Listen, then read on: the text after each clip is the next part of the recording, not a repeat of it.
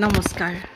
সকলোলৈকে সাদৰ সম্ভাষণ জনাই পাঠ কৰিবলৈ লৈছোঁ মোৰ উপন্যাসিকা বিয়লিৰ ৰ'দালিৰ অষ্টম খণ্ড। পিতৃস্বৰূপ অমল দত্তৰ শূন্য চকীখন চাই চাই শোকত ম্ৰিয়মান হোৱা বিমলক দুদিনমান ঘৰতে জিৰণি ল'বলৈ ক'লে কানুৱে। বিমলেও সেইটোৱেই ভাল হ'ব বুলি ভাবিলে। কিন্তু বেলাটো নেযাওঁতেই বিমলৰ মন আন এক অনামী দুখে ছাতি ধৰিলে। দামী এক্ৰিলিক লেমিনেট কালাৰেৰে বাহিৰ ভিতৰ ৰং কৰি চকচকীয়া কৰিলেও ঘৰটোৰ প্ৰাণহীনতাই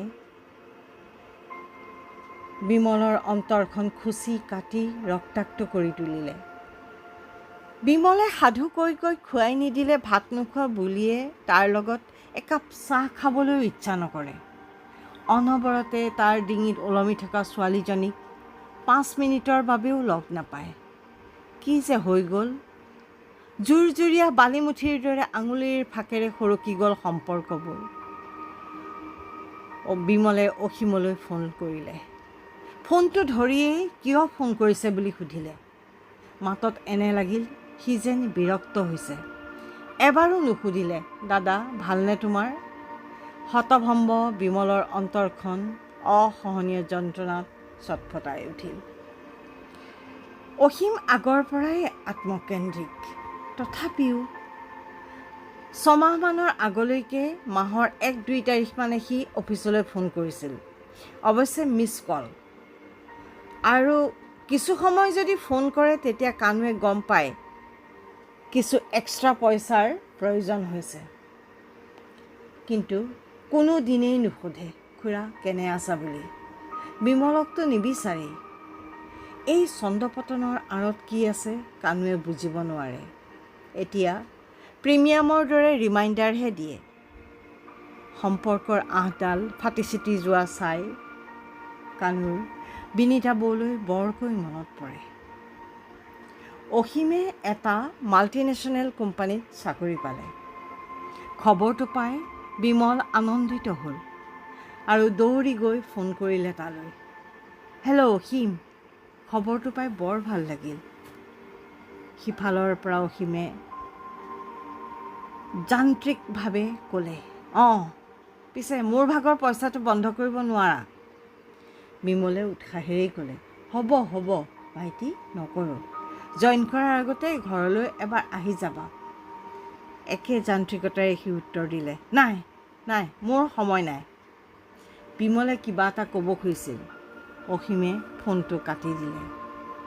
কানুৱে সকলো বুজি পায়, কিন্তু একো নকয়। মনতে ভাবে কুকুৰৰ নেজ দীঘল হ'ব, নিজে পাৰি শুব, আমাৰ কি। ইফালে বুলিও দিনে দিনে বেপৰোৱা হৈ উঠিছে। দুদিনমান ল'ৰা এটাৰ বাইকৰ পিছতো দেখা পাইছে সি। বুলি অসীম।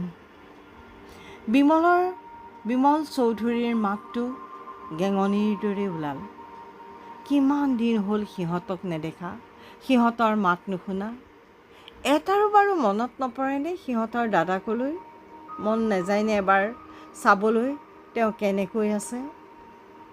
তেওঁ যে এক মুহূৰ্তলৈকো ভায়েক ভনীয়েকক পাহৰিব নোৱাৰে। এতিয়াও ঠাণ্ডাত মাজৰাতি সাৰ পাই যায়। বুলিয়ে বা গাত গৰম কাপোৰ ভালকৈ লৈছেনে নাই? অসীমক ফেৰেঞ্জাইটিছে আমনি কৰিছে নেকি বাৰু? অসীম নিসন্তান। বুলিৰ যজা ল'ৰা দুটা চেন্নাইৰ এখন প্ৰাইভেট কলেজত ইঞ্জিনিয়াৰিং পঢ়ি আছে। সিহঁতৰ সমস্ত পঢ়াৰ খৰচ CGMCয়ে বহন কৰে। আজি পৰ্যন্ত বিমলে ভাই বোৱাৰীয়েকক দেখা নাই। বুলিৰ শহুৰৰ ঘৰৰ লগতো চিনা পৰিচয় হোৱাৰ কোনো সুবিধাই পোৱা নাই। অথচ সেইখন ঘৰৰ প্ৰতিটো অনুষ্ঠানৰ খৰচ বিমলেই বহন কৰে। তাক নিমন্ত্ৰণ দিবলৈহে পাহৰে। 2 হাতত ভেজা দি চৌধুৰী থিয় হ'ল। বহুত সময় একেথৰে বহি থকাৰ বাবে হাত ভৰি টানি ধৰিছে। জঠৰতা ভাঙিবলৈ বননিতে পায়চাৰি কৰিবলৈ লাগিল। কেওফালে নিছিদ্ৰ অন্ধকাৰ। আওসি নেকি বাৰু? হ'বও পাৰে। চাৰ্টটো বগা নোহোৱা হ'লে নিজৰ হাত দুটাকে দেখা নাপালেহেঁতেন। আইবিটোৰ বাৰান্দাত এটা বাল্ব জ্বলি আছে, যেন পোহৰৰ মৰল এটা। চোতালত পোহৰৰ জান নেজান প্ৰলেপ। পাতল বতাহ এচাতিয়ে চুই গ'ল চৌধুৰীৰ দেহ, যেন সোঁৱৰণিৰ দুপাট্টা এখনে আলফুলে ছাতি মাৰি গ'ল শিল হৈও কঠিন হ'ব নোৱাৰা হৃদয়খন। বিমল চৌধুৰীৰ হৃদয়খন শিলৰ দৰে আৱেগহীন, অনুভূতিহীন কৰি তুলিবলৈ তেওঁ কঠিন বৰ্মৰে সমগ্ৰ অৱয়ৱটোকেই মেৰিয়াই থ'ব খোজে প্ৰতিনিয়ত। সময়ে ব্লটিং পেপাৰৰ দৰে শুহি নিলে তেওঁৰ মুখৰ হাঁহি, জীৱন জীয়াৰ হেঁপাহ। বুলিৰ বৌদা একমাত্ৰ তাইৰ একচেটিয়া সম্পত্তি।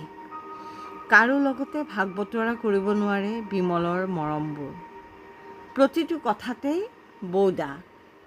তাইৰ খং, ৰাগ, মান, অভিমান, হাঁহি, কান্দোন সকলোৰে আদিতেও বৌদা, অন্ততো বৌদা। মাকৰ বান্ধৱী সীমা মাহীয়ে বিমললৈ ছোৱালী এজনীৰ প্ৰস্তাৱ লৈ আহিছিল। বুলিয়ে এনে এটা মূৰ্তি ধৰিলে, চুইহে নিকিলালে। মাহীয়ে পলাই যোৱা দি ঘৰৰ পৰা যি ওলাই গ'ল, তাৰ পাছত কোনোদিন সিহঁতৰ খবৰ কৰা নাই। ইয়াৰ পাছতো এনেকুৱা দুটামান ঘটনা ঘটিছিল। কানুৱেও তাক বিয়াৰ কথা ক'বলৈ সাহস নকৰা হ'ল। সময় নিজস্ব গতিৰে আগুৱাই গ'ল। কলেজত ভৰি থোৱাৰ পাছৰে পৰাই বুলিৰ চাল চলনলৈ পৰিৱৰ্তন আহিল। বিমলৰ অলক্ষিতে বৌদা অপসাৰিত হ'ল দাদালৈ।